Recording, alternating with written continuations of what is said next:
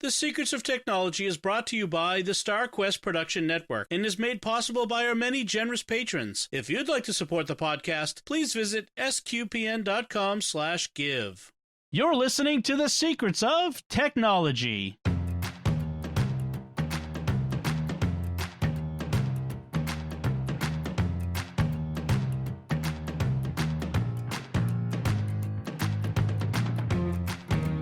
Hi, I'm Dom Bettinelli, and you're listening to The Secrets of Technology, where we discuss the technology news that's important to you from a uniquely Catholic point of view. And today we have a special panel here tonight. You're all very special. Joining me today on the panel are Thomas Anarho. Hey, Thomas. It's good to be here, Dom. And Jack Barazini. Hi, Jack. Hey, Dom. And Father Cory Stika as well. Hi, Father Cory. How's it going? Very well, thanks. So we have a slightly larger panel than usual this time because we have a special topic we're going to be discussing. A few weeks ago, I watched on Netflix a documentary called The Social Dilemma. Everyone had been talking about it, and so I said, I'll check it out, see what's up with that. And I watched it, and I said, this is definitely something we need to talk about on Secrets of Technology, because this is right up our alley. So I threw it out there, and so you all watched it as well. And so that's what we're going to talk about. And one of the things, I just as a sort of a preface to the discussion, first I want to kind of describe what the documentary is how it's kind of structured, or what it's basically to describe it, is they have a lot of these former executives, engineers, people from a lot of Silicon Valley social media companies. You have a former senior VP of Twitter. You have engineers from Facebook, the guy who co-invented the like button, which is a thing. You have, so a guy used to work on Google Gmail. All of these people. The guy who invented the infinite scroll. Which is an important aspect of this. All these people, very influential people who are in the know. These aren't people who are, what's the way to put it? The people on the outside sounding an alarm, shall we say? Mm-hmm. Yeah. They're not anti-tech people. Exactly. That's a big part of it. Is they're not crazy, like digging in a bunker somewhere in, well, right. I won't say Montana, but somewhere else. Hey, I'm all for digging into a bunker in Montana. Doesn't mean you have to be anti-tech.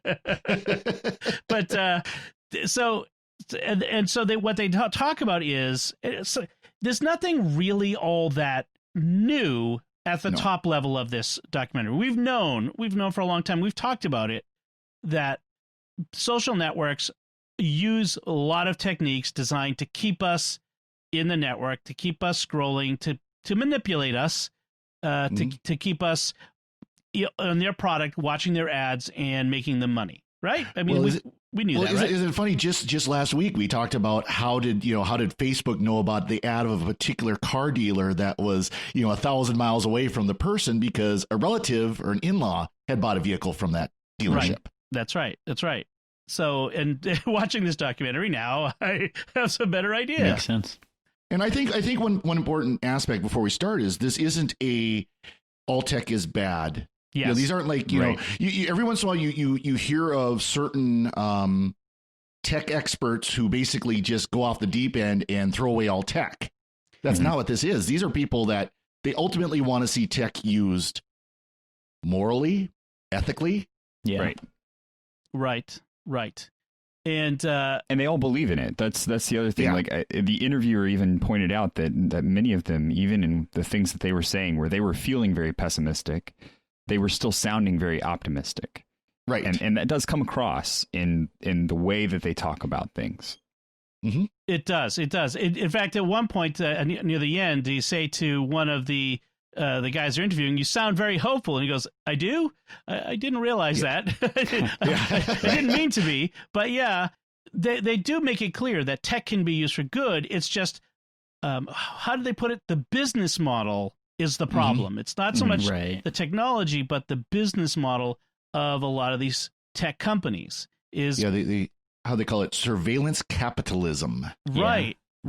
And they talk about how the issues with the tech is not issues with technology itself, and it's not something that's inherent to the technology we have. It is how the business has been designed around that, and that's something we can change.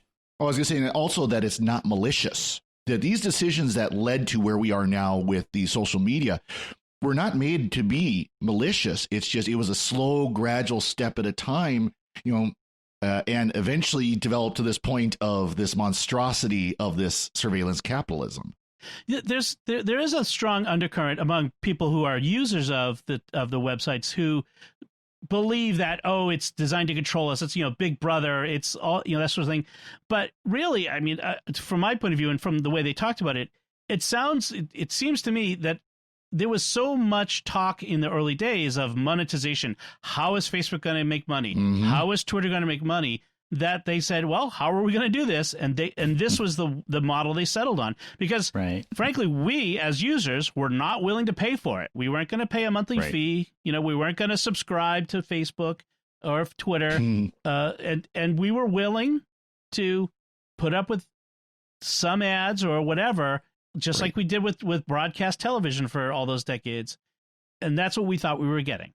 That was the bargain most people thought they were going to sign up for. It's interesting because we've kind of cornered all of the good peer-reviewed papers into a difficult position because we're still not willing to pay for them. And the New York Times, the Washington Post, the good sources of information that are actually reviewed, that are edited, and that have some sense of journalism still to them. We're still not willing to pay for them. They're behind a paywall, and we're not willing to engage with them. Right. And we do everything we can to block the ads on those websites. Right. Well, and the irony is that of these sites, because of the stuff that's being distributed on things like Facebook, we don't trust the traditional media anymore. Yeah. Right. Well, I'm not sure we trusted them a whole lot before, but but definitely not now. We trust them a lot less now, even. Yeah, it's true. I mean, there are so many problems of the modern internet that are involved in this. Things like the reason we don't like to pay for newspaper websites or news sites is because it's either a huge paywall. You got to pay $100 a year to make for it. And nobody wants to pay every newspaper they want to visit $100 a year. It's not really feasible. So that's out. We can't figure out a way to have a good micropayment system. So I'd be willing to pay a penny or two or three for each article I read. We haven't been able to figure that out. So ads were the only thing we could do. And then they inundate us with pop-ups and all kinds of crazy flash ads and all that other stuff. So we start blocking the ads. I mean, we can't figure out all this technology. We can't figure out how to make it work. Right. The right business model. And that's what, there's a part in the documentary where they're at the hearing, and there's the one guy who is speaking to Tristan about how, isn't this just the next level of, ads in the newspaper, ads on television? Isn't this just the next thing that we're going to encounter and we're going to figure it out? But I don't think that, and what he's talking about is how this is so much more granular, and the technology is there that you can completely target people, which you could not do before with newspaper or with television. Right. You kind of got the same thing everyone else got. Right. That's actually a really good point, is when they did advertising, they could kind of figure out, all right, the demographic generally is 18 to 49. They tend to be, middle class, whatever. It's that sort of thing. So they direct ads at this giant group and hope they get enough of them. Now, because of the technology, they know exactly who you are. They know your preferences. Right. They know the sorts of things you like. Better, sometimes, in some cases, I've gone over this many times, better than you do sometimes. Yeah. Before you even do. So I want to kind of jump back a little bit to the bigger concept. One of the reasons why this documentary is so interesting right now is, as I was thinking about it, is in 2019, we had a whole generation or two of people who had as their primary connection to others, so the very meaning of culture and connection, social media of one form or another. Okay. So, and I think one of the people in the documentary made that point is, in 2000, last year, this was their primary means of culture and connection. In 2020, we made everyone stay home for months and months and dialed that up to 110. You know what I mean? Yeah. Like it made this question, this problem, even more relevant in 2020 than it ever has been before. And it's something I think we need to deal with as a culture, as a society. Well, and there's an analogy that's been used for, I've heard this for quite a few years, kind of explain the different generations when it comes to technology, is the digital the digital foreigner, the digital immigrant, and the digital native. Yes. And those who grew up, say, who were born, say, before about 1970 or so, are generally 65, 70, somewhere in there. I can't think, can't remember where the exact cutoff is, but kind of the baby boomers, the and that generation before are considered digital foreigners, because all this technology developed after they were out of schooling. They're after their teenage years. They were off. They were having families, and then computers started coming into the home. Next generation is the digital immigrants. This is, I think, at least three of us, I think, at least, or I don't know, Jack, where your age group falls in, but at least three of us are kind of in this range where we grew up with technology, but it was just starting to come into the home during our lives. We were the first generation to get the home computer. We were the first ones to get cable TV, grew up with cable TV, things like that. And then, of course, there's the digital natives, where these are the new generations, the generation after, like Gen X and the millennials, where they don't know a life without a smartphone. They don't know a life without Facebook and Twitter and Instagram and YouTube and all these other technologies. And that's the group that's growing larger. Right. And I like the Amber Case made an excellent TED Talk a few years back about the fact that we're all cyborgs now. And she bills herself as a person who studies the fact that we are all cyborgs. And basically her argument is that we don't exist in a place where technology is not helping us live. And that's the definition of a cyborg, is that it's someone for whom technology is important to their very survival. And you really can't do without it. If you want to be a part of modern society, you will have some form of particularly social connective device. Right. And that's like, I think I kind of grew up in between the two groups. Like we had technology in the home growing up, but social media didn't really kind of hit until 2009, 2010, that kind of time. But even like for me, like I was a later teenager during that time.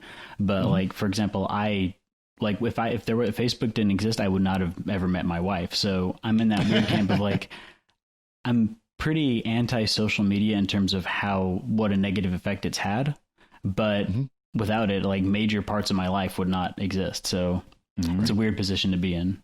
Well, that's one thing I love about this documentary. It starts out by saying so much good has come out of this technology when it first started. And it really was. I mean, it really democratized, information.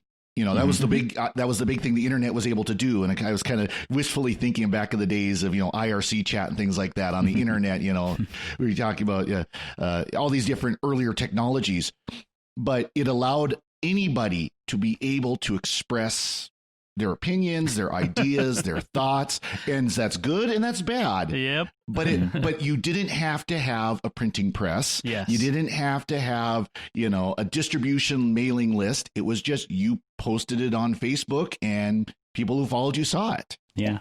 I think there's really there's a difference between, we went from like message boards and newsletters and, personal websites, things like that, where you had to seek out the information you wanted, to now the information seeks you out. And I think that's really where the break kind of happened. One of the things that they wanted to make a point is we often hear, if you're not paying for it, the service, you are the product. Yep. Like if you're not the customer, you're the product. And this one guy that they interviewed, Jaron Lanier, who has become famous for the anti-social media guy, and he's kind of a character. I mean, you see him, you've seen him before. But he said he makes a little distinction in it where he says it's actually even more subtle than that. He says the product isn't just you. The product is the imperceptible ways that they influence your behavior. If they can nudge your behavior a little bit, that's valuable. I mean, all advertising is about changing your behavior, making you want to purchase this thing instead of that thing, or, making you crave a burger while you're watching the news at 6 o'clock with Walter Cronkite. I mean, this is old stuff, but it's even more so now. And the idea is, with the vast machine that they have going, the servers, they can dial in the behavior modification influencing to each user on a real-time basis. Now, obviously, it's not perfect. We've all seen the why am I getting this ad for like stuff that's obviously way off? I don't own a dog. Why are you showing me dog stuff? That sort of thing. But the point I'm trying to make is they have a quote from the documentary. It says, "We want to psychologically figure out how to manipulate you as fast as possible, and in return give you a dopamine hit." Right? So that's the idea. And so the infinite scroll, keep you scrolling. What's the next thing that we can show you that will keep you scrolling, so that as you scroll, you'll also see the next ad, and that will be an ad that you'll want to tap on because it makes you curious. And what fascinated me with this is how many of these guys who were started all this admitted, yeah, I'd come home from work and I would be doing it. I would be susceptible to the same behaviors, and I would not like it. And that's the thing that really kind of shook me a little bit. Well, I think a lot of them also, they didn't directly touch on it. And I thought it was a really interesting point, though, that they came in with these addictions and they monopolized their own behavior and their own weaknesses to make other people experience the thing in the way that they did. Interesting. Yes. Well, and they had the Gmail engineer. Now his name is spelled Tristan, but it's pronounced Tristan or something like that. I can't remember exactly. Tristan. He admitted, he was on the Google email team and he had an email addiction. You know, I mean, like you said, but then he had put out, kind of this idea of, what are we doing to make this not so addictive? And it just kind of went poof into the ether. This is great. This is wonderful. We need to talk about this. And then poof, it went off into the never land. I think that's what happens so much of the times with this kind of thing. Like, even like with myself, like I'll talk about how much I need to stop using my phone or how technology is negatively affecting people's lives. But then I'll look at my screen time and it's still like 2.5 hours a day. Right.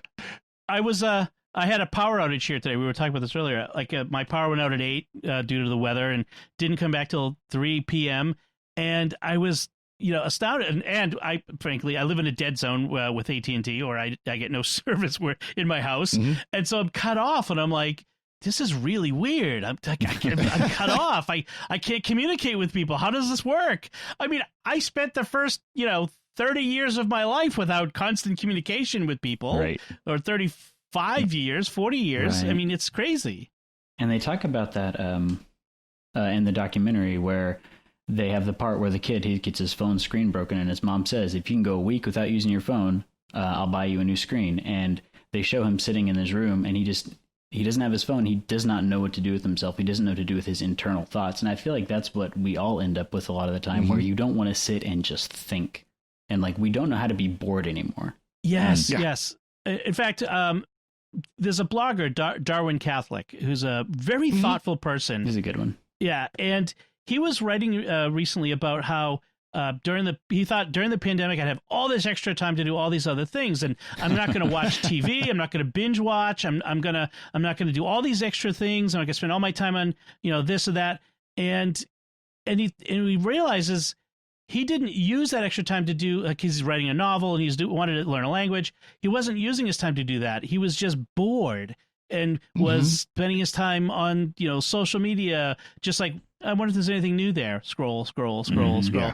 In fact, I find myself doing that, myself. And I want to talk at the end about how this watching this has affected our own habits, behaviors, and desires of how to use the technology. I'll leave that to the end, but it's probably not a spoiler when we talk about it. But it is very much where it's that dopamine hit. It's an addiction. What was it? Sean Parker one of the guys from he was one of the founders of Facebook, but he also did the music sharing thing, the original music sharing. Oh, Napster. Napster, thank you. Yeah. He's basically said it's all about exploiting a vulnerability in human psychology. We've become addicted. Well, it's interesting because there's a point where they talk about how, just the notifications aspect of a phone, where you pick up your phone and it's rolling, it's pulling the slots, it's pulling the handle on the slot machine. Is there going to be something here I want to read? Is it going to be something I'm going to be interested in? And I'm sitting in a chair where there's a coffee table or end table between me and my TV. And as soon as they get to that point and it's happened, I've watched the show twice, and both times I immediately look at the phone and I start reaching. It's like and the one ring. it's unconscious. Yeah. And it's just that thought of, there might be a notification I should read. There might be something I need to worry about, and immediately have that reaction. Yeah. And I don't grab it, but I still just kind of look at it and my hand moves about 2 inches and go, wait a second. That's exactly what he's talking about. I had my phone buzz right when that part came on, and I just instinctively picked it up and looked at it. I'm like, they got me. Yeah. Well, and I've taken to turning my phone onto airplane mode when I sleep, because even if it's there away from me, there's stuff going on. The notifications are happening, and I'm in some Discord groups that are worldwide groups, so people are up in the middle of the night. For me, it's the middle of the day for them, and they're having conversations, and those notifications light the screen up, and I know that affects my sleep. And if I don't shut it off, I use my phone as my alarm, so I don't completely turn it off, but I do put it on airplane mode because I know that I want to prevent that from infecting my sleep. And then I take that, you look at a documentary like this, and you have to extrapolate that. What is it doing to the rest of my day, to the attention that I have for anything that I'm engaged in, and for being present where I am rather than in this digital environment? Be mindful, just take a day and be mindful of every time you have that desire to pull it out and look at it. Where are you? What are you doing? I know that if I'm with my wife and we're going somewhere and I'm staying in the car and she goes in the store, because these days we can't both go in the stores and that sort of stuff, or even before that, but I pull out the phone, I mean, now I want to maybe bring my book with me and spend that time reading a book. In fact, frankly, I've been wanting to read more books, but that's for the end. But we're all of an age. We're all, adults. Think of what and they go into what this is doing to young people. Is one of the presenters or persons they interviewed said, we're training a generation to rely on a digital pacifier when we're feeling lonely, afraid, or bored. And if we think it's hard, imagine what it's like if you're 14. I was going to say, and especially when, again, talking about the digital natives who have grown up with this technology, where how many times do we see a parent where as soon as the kid starts making noise, immediately thrust an iPad in their face and say, watch this. Sure. Right. And these kids are running around with tablets all the time. Yep. And it's stuff like that where it's just this is their life. This is all they know. They don't know life without this. And we've developed it more now because we've got this sense of remote schooling or distance learning that's having to happen as part of what we're doing. And I think some of that too is there's still a disconnect between what the responsibility of the parent is and educating the child how to effectively and healthfully use technology. Because we've had problems at the school that I'm at where we've had a kid that in the first week of school he sent 1,500 chat messages to his friends. Oh, wow! It's because he's home with his grandparents, not with his parents, and they don't know how to moderate. He says he's doing school. He's on the school app. Everything looks above the board. They don't know what he's doing. They don't know how to monitor him. And so that discussion about what is appropriate is not happening, and it's not their fault, but it does need to happen somewhere. So I should mention at this point, we didn't mention before, but we kind of alluded to, this is a docudrama in the sense of running throughout the documentary. There's a dramatic narrative, a dramatization of a sort of typical family, mom, dad, and 3 kids of various ages, college, high school, and middle school. It's a blended family, so I think like I forget if it's his step parents or I forget what it is. But Yeah, it's a stepdad. Yeah. So it's mom with 3 kids and a stepdad. Okay, and so you have this narrative playing out, sort of illustrating some of the points that they're making. There's could be some criticism of how well it illustrates it. It maybe that distorts. aspect really fell flat for me, to be honest. Yeah, I think looking at it from the point of view of someone not like us, where we're not already in this world and we don't understand technology, I think it was probably effective for getting people to understand how this is going to affect you in real life. Like for me personally, it didn't do anything, but I understand what they were going for. Well, the great irony again for those of us, probably all 4 of us, we remember the after school specials. Come home and turn on the TV, one of the local channels, and there was an after school special, and of course they were always very cheesy and very preachy, and well, that kind of felt like that. Yeah, I do like the extreme center. I did like that. I thought that was clever and funny. The political bad guys in this one were the extreme center. But one of the things that really got me in that drama was the middle school girl, like her addiction to the attention, the Instagram stuff, the needing that, getting the feedback from her friends, getting how many likes, you get the negative comment, how that crushes her. And I mean, she's like 12, it's like kids shouldn't have to do this. And one of the things that this older generation don't really get, I don't think, and why we need to get this is when we left school, you went home and you were at home and you didn't have all those kids with you all the time. Now kids come home and they bring it all with them. We talked a little bit about this with Father Andrew recently about the whole cyberbullying problem. And they bring it home with them. And seeing that poor girl crying in the bathroom as she's trying to take the selfie that her friends will like. I mean, it was sad. But the 12-year-old's not the only one dealing with that either. It's all of us too. We take work home with us, and you have to make a concerted effort to remind the people that you work with, I am not on the clock right now. I understand that you needed to get this piece of information to me, but that does not mean that I am beholden to respond to it until I get into the office in the morning. And, I work at a Catholic school, and you would think it would be better, but it's not. No. It's the same stuff. In some cases, yes, it can be. And speaking as a priest, it's much worse. Right? And I love the people I work with, but I do have to remind them from time to time, hey, this is my family time. I can't have you texting me. I can't even have you texting me, because when you do, it pulls me out of what I'm doing, and I want to help you solve the problem. And that makes me feel guilty about my time with my family, and that's not okay. It's not okay for that to be, for something to have just happened, and now it is a thing that I am guilty about. Right, and that's the guilt cycle that we all get into, where if you don't immediately respond to someone from work, then you feel like you're not doing your job, when that's a complete assault on your privacy. And it's interesting. I know someone who works a lot with adolescents, and they watched the documentary recently, and they completely agree with all these issues that are happening, and just how bad it can be. Even with, they don't really touch on this in the documentary as much, but all sorts of the dangerous things that can go on online, and how easy it is for kids to access that, and for people who want to hurt kids to access the kids now. The other thing that was really scary was the graphs they showed of the spike, the rise in mental health issues in adolescents, and the rising teen suicide rates that coincide with the creation of Facebook and Twitter and Instagram primarily, and just like boom, like a hockey stick. Yeah, I mean, it's crazy and scary.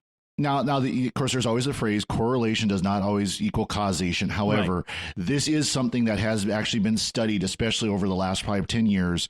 And there are, I don't know any off the top of my head, but I know there are studies that have been coming out that these graphs support. That what these graphs show, these studies are also seeing the same issues. So one of the things that someone said in the that I took a note on was, they said technology used to be a tools-based environment. Technology was a tool. We used it to accomplish things. But now the technology is using us as a tool for its own purposes. We are being used as a tool for a business model to make money. And that is a key distinction. The other way they phrase a business model, a surveillance-based business model, someone else said an attention extraction business model. Our attention is the product, and that's what everything is being manipulated to pull our attention, to drag it in. And not only does this create problems like for kids, but it also creates problems, as everyone knows, with adults and things like the politics of the day, all of the fake news, the fact checking. All of these things are all part of this problem of the manipulation. I mean, just to point out one thing, like we're so siloed in the information that we're being given on these social networks, is that when you see this information and you say, how could anyone not get this? I'm seeing this X about such and such candidate. If you don't see this and have your mind changed, you must be a bad person. Yeah. And they're seeing the opposite, and that's what's really polarizing us. And what's been so upsetting about it, especially in the past couple of years, is the way that has infected the Catholic world. I don't know if you've all seen that, but things have become bifurcated in the same way that politics are, and that is not how we need to be. Right. We've I think, I know at least Dom and I have had conversations about this, and I think Thomas, we have as well, about how certain people that, maybe they were bloggers and we really respected what they had to say, they had, good insights or, great intelligence or whatever. And then they just went off the deep end. Yeah. Oh, yes. And it's because it got into these echo chambers. And that's the tough part is, that the social media develops such great echo chambers where all you hear is your message. And I just want to comment really quickly. That's one thing I like about this documentary is they didn't stick to a particular political persuasion. Right. There were conservatives, centrists, liberals. Two of the political leaders that they showed interviews with were both Republicans. They also had a Senate hearing, including my Democrat senator from Montana, John Tester. And so I almost wonder if they made a conscious choice of saying politics has absolutely nothing to do with this argument. Right.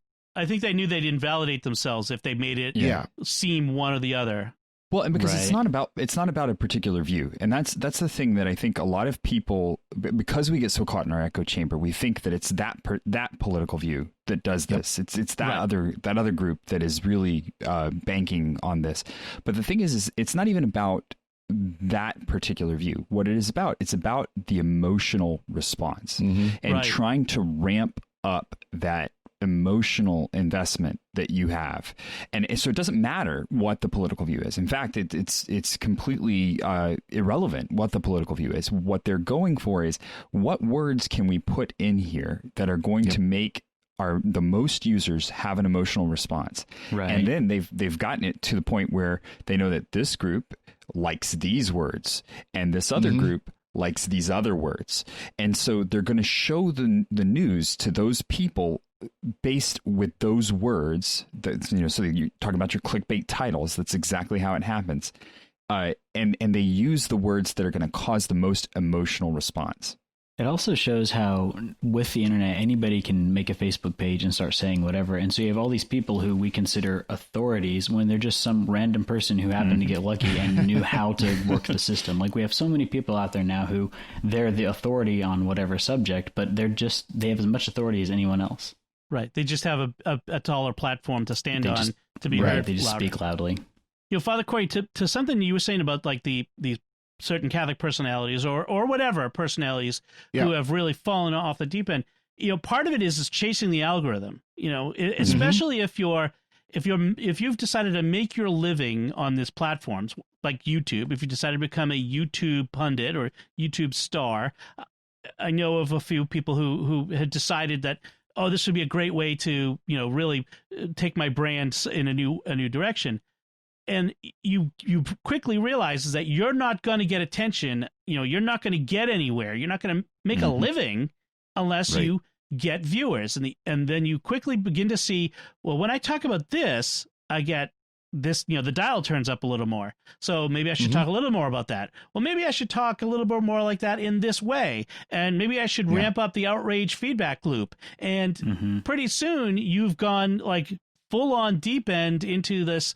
Like now you're not just doing it to get the views. Now you fully believe it. And you've become, angry Catholic pundit guy on YouTube or Twitter. And the echo chamber definitely reinforces that. It's not just the algorithm. It is the people who watch the video, because you'll get people who, all of a sudden you can do no wrong and you can say nothing wrong. And so if someone, if you challenge, Father Cory, you're really harsh in that homily, and you'll have 10 people immediately jump on this person. How dare you attack him? He's a great homilist. He's the best homilist we've heard since Fulton Sheen, which, by the way, is not the case. But anyways, and that's going to feed, it's just, it really feeds into that so badly. And that's why so many of these people, I'll name one example, Father John Crappie. Yes. He's one that in this, and that really happened before a lot of the algorithm issues arose. Right. It was in the last 5 years, like about 4 or 5 years ago. But yeah, the algorithms have really progressed in that time. But Since you're right. then, yeah. But I remember how the social media amplified the denial is, when things came up. I don't want to get too much into the individual, but no, I mean, it's but just, as an illustration, I mentioned him as one particular illustration that's not recent. Right. But every time these things come up, they sort of follow the same pattern. And part of it is I think because we're in these echo chambers where we have a hard time believing these things because we don't have access to all the information, that we're not being given a complete picture.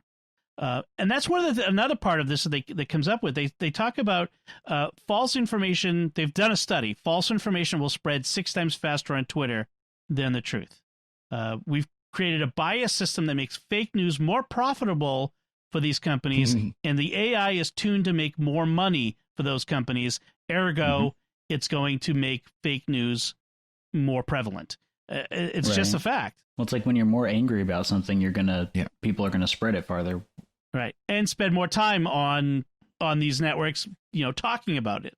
Well, and isn't there a scripture verse about, your itchy ears? Yes. About your ears are itching for something other than the truth? Right. Well, what is truth? We've been talking about this question for a long time. And if we can't agree on what's true, as someone says in the documentary, then we're toast, because we're not going to be able to navigate out of any of our problems. If we can't agree on what truth is, then we can't find there'll never be a solution to anything. And that's one of the scary parts of this. I wanted to talk about some of their proposed solutions, and this is kind of where it did feel a little bit more political than the other places, because a lot of the solutions involved particular viewpoints on government and how government should be involved in it. And I don't want to get too much into particular political views, but one of the proposed solutions is regulation and taxation. So, and I thought this was an interesting idea. I'm usually not one for more taxes. That's just my particular political viewpoint. But they suggested a data usage tax on companies that tax them on the amount of data they collected, which would give them an incentive to get rid of the data on us as quickly as possible, to not hold on to it and hoard it, which would make some of this less available to manipulate us. What do you guys think of some of these solutions that they throw out there?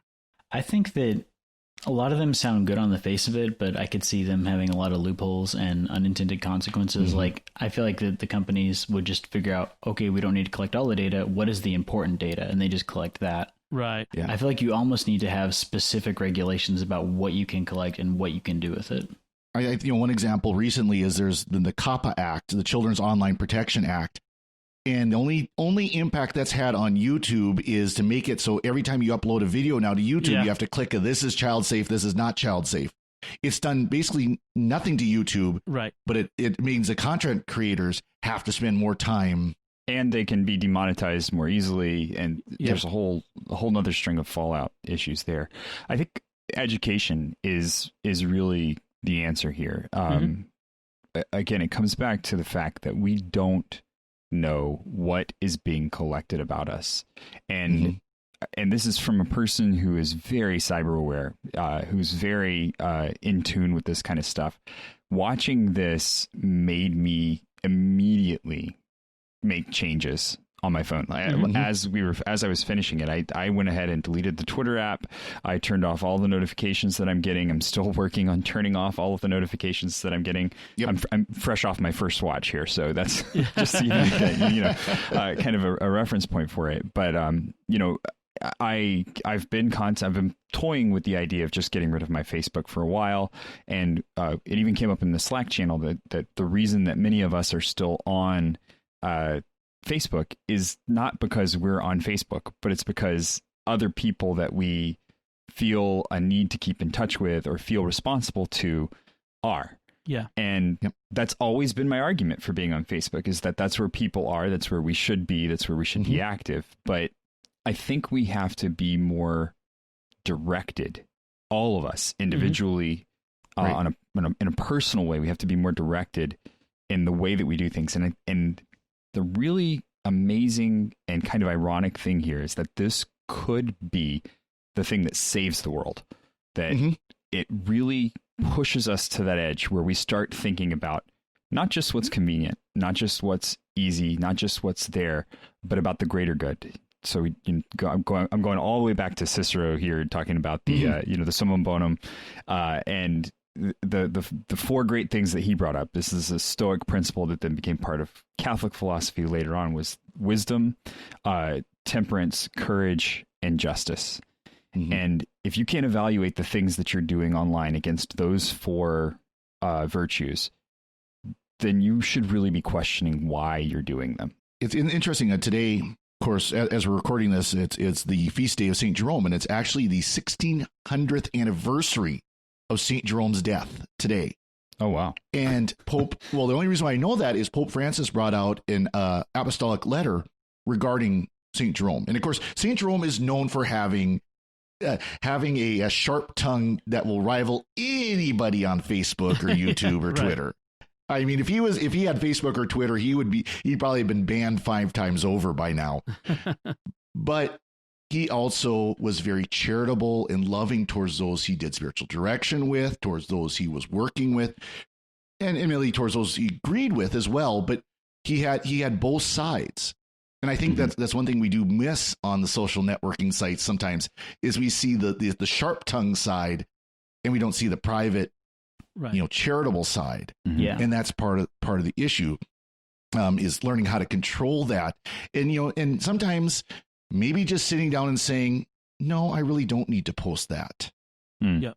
Yes. And I think to your point, Thomas, about connecting with people on Facebook, I think something that would be really good for people to do is, when you're connecting with someone, you need to be meaningfully connecting with them. Like if you're just seeing someone's posts in your newsfeed, that is not connecting with somebody. Right.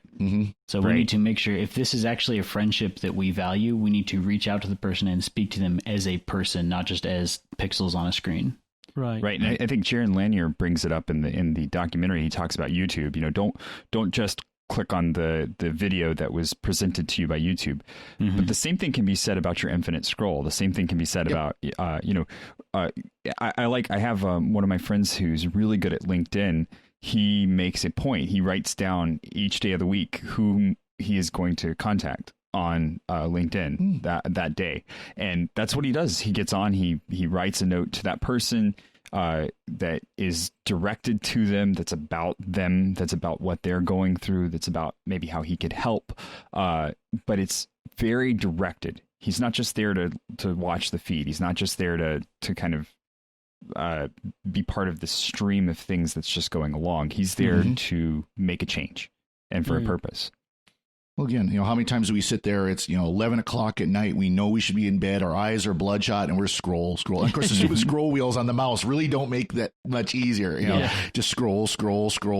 And you're staring at it. You're not even really reading the feed. Yep. You're just looking for, what's the next cool video to watch, or cat pictures, or meme, or. And you want to stop. But you just can't stop. And that's the definition of addiction. So, Thomas, you've told us how you've changed your behavior as a result of this. Jack, what have you changed your behavior at all as a result of watching this? Well, I got rid of my Facebook about 6 months ago, and it is one of the best decisions I made for my mental health. Yes. Something else that I would recommend, and also I'm going to try to do more, especially after watching this documentary, is I'll take the weekends and not look at my phone at all. So when I get home from work on Friday, put the phone in a bag, put it on a desk, something, hide it, and then not look at it until Monday morning. Wow. Right.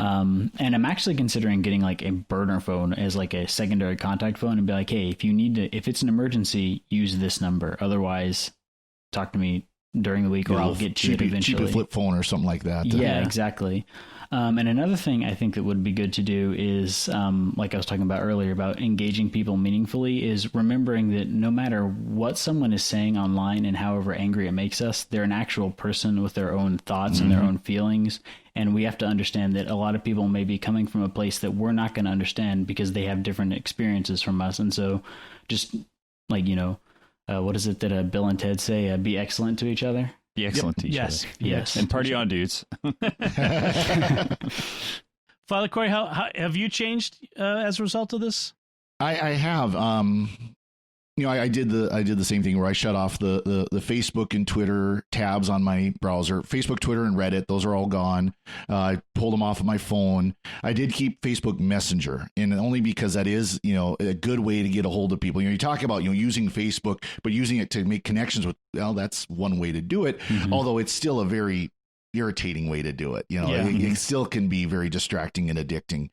But, and what else is and just getting away from that stuff. The next step, of course, is once you get rid, you have to replace. Yes. Because like right now, it's still easy for me to pull up YouTube and just put videos on in the background as I'm doing things. Well, but YouTube is just as addictive as these other ones because, I want to watch this, I want to watch this, right. Like you mentioned, Jaron and the guy from France who had made the prediction model for YouTube or the suggestion model for YouTube saying, don't use that. Right. And so one habit I've got with YouTube is now I'm trying to develop is go to my subscriptions. Yes. Because if you go to that subscriptions button on the left side of YouTube, it shows you the latest videos by everybody you subscribe to in, most recent first. So this is not prediction. This is, this guy posted, now someone else posted, now SQPN is posted, now this group is posted, now this, so you might have to scroll through, but right. This way you're not using the prediction model. And that way when you've watched them all, you're done. Yeah. You're not just going to the next one and the next one and being sucked in one after the other. And don't follow too many more. One of the things so thank you, Father Cory, for what you were doing too. So I wanted to just kind of mention what on my end, I've decided that there are times throughout the day. I'm not on Facebook a lot during the day. I'm just too busy. But there are certain periods of the day where I'm on, like when I first get up in the morning, I'll scroll through what's new, what are my new notifications, and I found like in the morning I could spend an hour just scrolling it, and I've decided no, I'm not doing that anymore. And in fact, when I have time to sit down, it's not with my phone or my iPad, it's with my Kindle, which is the Amazon Kindle, the e-paper book that has no social networks and no notifications on it, and I'm reading. That's what I'm doing with it. And instead of in fact, that's what I did today when I had the power was out. I sat down outside in the nice weather because it had stopped raining by that point, and I read a Harry Dresden book all day long, which was awesome. Not the latest one. I haven't caught up yet if you're a Harry Dresden fan. So no spoilers, please. I'm on book 11. And my wife just finished the latest one, so she's dying to spoil me on that. But neither here nor there. But I'm trying to avoid the Instagram scrolls. Can be just as bad. Instagram is a little bit of a trap because owned by Facebook, because it's not all that outrage stuff. It's not all the the people jabbering at each other. It's just nice pictures. It's nice pictures. Yes, but it can also be just as much of a what's next. And one of the things they brought up in the documentary is they know exactly how long you pause and look at each picture. They know which pictures you're pausing on, which ones you're scrolling past. So I'm ever more anxious to scroll past certain things that come up on. And I certainly don't go to the question mark not question mark, the search one where it's like random stuff. Don't go to the random page. Only look at the pictures from people that you are friends with. In the past 6 months, I am using the snooze button much more. Snooze for 30 days. Mm-hmm. I'm snoozing anyone that it's just you're not feeding me. You're revving the outrage engine. And if they come out more than once on the 30-day, I'm unfollowing. I won't unfriend necessarily. That part of that is because some of these people are family. It would cause other problems. But I will unfollow, and my feed gets better. My wife tells me, like when I talk to her about it, she's like, well, my Facebook isn't like that. My Facebook is, I'm in groups with young moms, and I'm in group with homeschooling moms, and I'm giving, they're coming with their pain and their worries and their frustrations, and I'm giving my advice and my experience, and my Facebook is much different. I'm like, yep. So she's using it the right way. Yeah. Right. So that's a big part of it. And that's the point they make on the video is, you could have, and they show like all the 5 family members, and they have very different Facebook feeds. Yes. Facebook, whatever the social media site is, it looks like exactly like Facebook, and they have very different feeds, and people are, it depends on who you're sharing with and everything. And it was interesting. I was just thinking about this, where we're talking about how the algorithm tries to fit what will get you attached to. I've got family members that are very different politically, and I don't ever see their posts, even if they're not political posts. Right.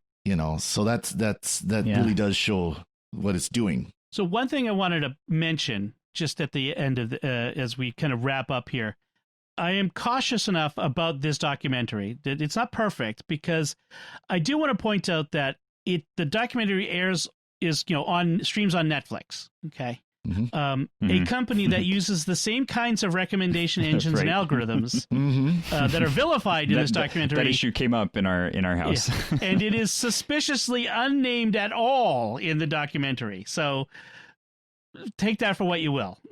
I feel like they did have a few holes in what they were talking about. Uh-huh. Mm-hmm.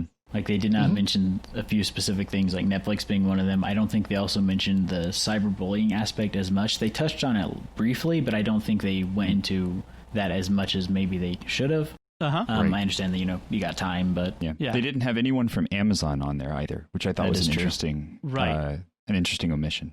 Well, given that the primary platforms that they were probably trying to sell the documentary to were probably Amazon Prime Video and Netflix, right? Both of which are very big on the algorithms.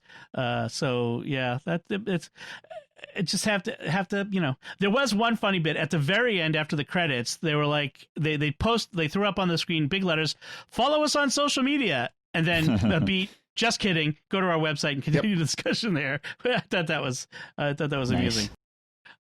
So I guess my bottom line is, as long as it's more profitable for people to be sitting at a screen staring at ads than it is for us to be out living rich and full lives, it's not going to change. I think that was a point made by one of the people in the documentary. This is partly about bad behavior by companies, but it's also partly about our behavior. And we've got to make decisions, and not just the government ought to, these companies ought to. We've got to make some decisions on our own as well. Right. And that's key. But we also need to make them in a community-based way, right? So not just I'm going to get off, but I'm going to go find people, and we're going to do things that keep us away from it. And and I'm going to find more people to do that with in a larger setting. And the more people you can get to do it, the more of an effect it's going to have. Well, actually, a good example of that is a friend of ours, Father Cory and I, Tom McDonald. He said, I've had enough of Facebook. He set up a Discord community with very carefully curated, very specific like invitations. It's an open, like you can invite other people, but they have to be people who are committed to, civility, not getting in the outrage cycle, who are, or at least friendly toward discussions of faith and other things like that. And I have to say, it's frankly, for the past couple of months, it's been one of the most pleasant online community experiences I've had in a long time. So try to cultivate something like that. That's for sure. All right. So let's wrap things up there. We want to hear from our listeners about their experience of watching this, if you've had a chance to, or your insights into social media and these issues, and any questions you have, we'd love to address those in a future episode. One last thing I want to mention, I got a kick out of Steve Wozniak was in the audience in one of the talks, and I got such a kick out of that. The Woz. I laughed about it, and everybody was like, "Who is he?" And I'm like, "It's the Woz, man. It's the Woz. Everybody loves the Woz." This is the better part of Apple. So, but we are going to go on to our picks of the week, and so that, as our beloved part of our show. And so, Thomas, why don't I let you go first with your pick of the week? All right. So, in trying to discuss kind of, and this one's a funny one, the way I came across this app, in trying to discuss the ability of social to do something good, I found this app. I don't know how. It was it was a recommendation, so I totally followed it based off of the algorithm recommending it to me. But it's an app called In Love While Parenting, and it's fantastic. It's a nonprofit organization has made this app that is designed around trying to connect married couples, particularly with children, and get them to think about their emotional health as a couple and as parents. And it has been fantastic. We've been going through a very rough patch in our marriage lately. And, we've been through marriage counseling. We've been through private counseling. There's been a lot of stuff going on. And this has been a really refreshing way to sit down and talk with each other about a lot of the stuff that we were dealing with the counselor anyway, but not really making any headway on. Whereas when we've been able to do it ourselves with these kind of guided discussions, it's been really effective. And it's been a very great way to reconnect. And I recommend this whether you are in the best point of your marriage or not, rockiest road or highest peak. This is definitely a really good app, especially if you have children, because it talks a lot about thinking about how you interact with your children as well, and how the family unit as a whole can lift each other up. Interesting. Nice. And it's on both environments, so regardless of which side of the phone fence you fall. Oh man, if you've got to help you if your family is divided along the Android iPhone lines, I mean. Yeah, it would have been horrible, but no, it's there. So both my wife and I have been able to download and watch the videos and read the content and share. Excellent. Good. Thank you. Father Cory, what's your pick? Well, speaking of the Android iOS divide, actually my pick is Android, and it's Android 11, the latest and greatest version. Now, one thing I'm disappointed about is Google has gotten rid of the cool names. They had ice cream sandwich and jelly bean and all these other food-based names, candy-based names. I think they got tired of trying to figure out, like what Q would you use for a dessert? But anyways, this is Android 11. And, it's both iOS and Android have gotten to that point where they're more iterative updates. There's no big super mega flashy feature like there was in mini updates, but there's a lot of little updates. And one of the things that they do is you can hold down the start button, and usually holding down the start button is like reset the phone.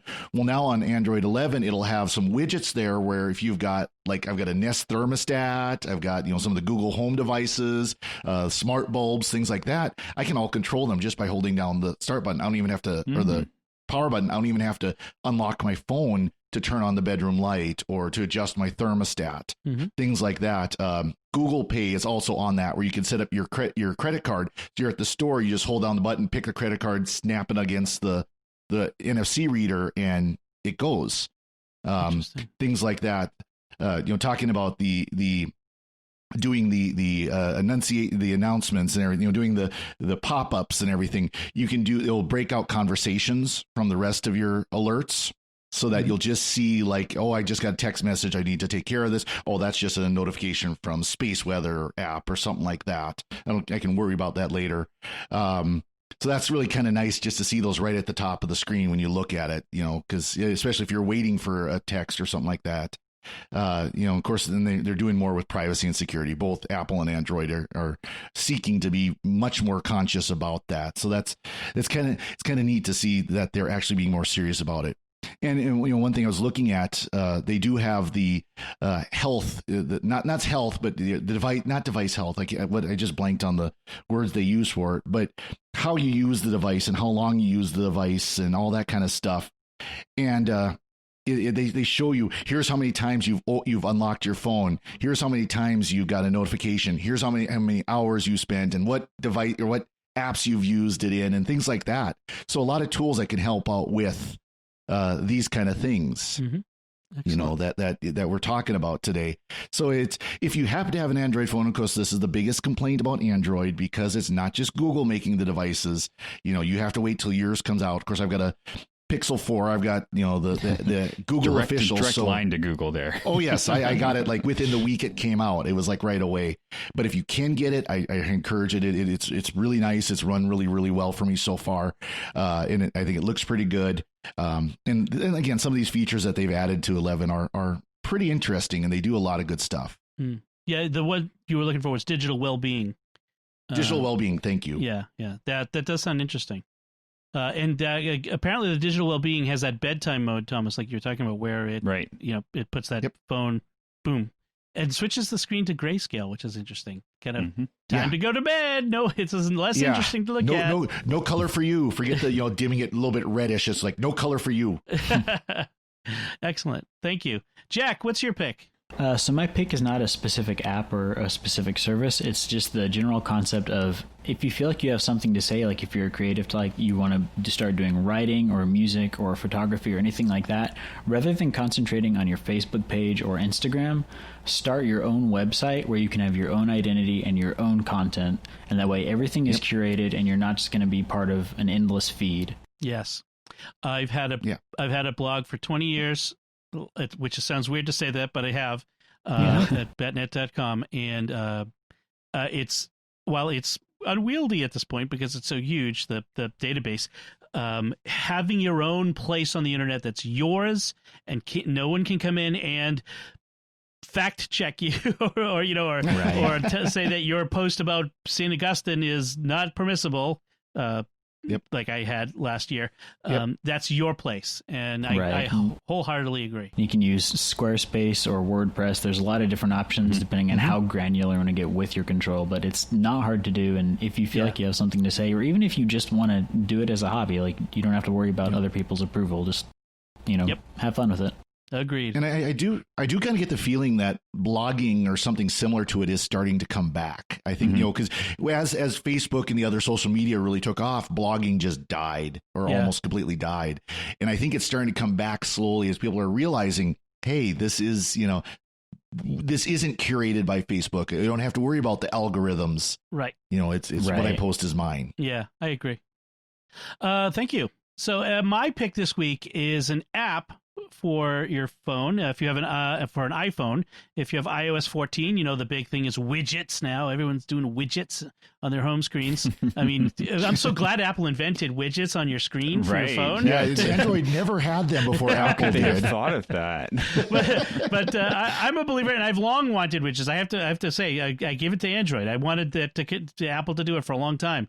And one of the widgets that I've found it's really actually kind of cool. It's so simple. It's a sticky widget. So, you have sticky notes. So you can put a sticky like right on your screen, and you can put anything on it. You could just put text on it that you need to remember, a phone number, an address, just like a place to jot something down. I have on my Mac, I have an app called Unclutterer that I use for that. Now I can do it on my phone, and I don't have to open up an app to do it. I don't that's what I've done in the past, Apple Notes or Drafts or Evernote or something like that. But if it's just something that's an ephemeral piece of information that I only need for a certain period of time, and I can just quickly jot it down, and it's there. So it's sticky widgets. So you can look for that on the App Store. Inspired by Windows Vista. That's right. Yeah.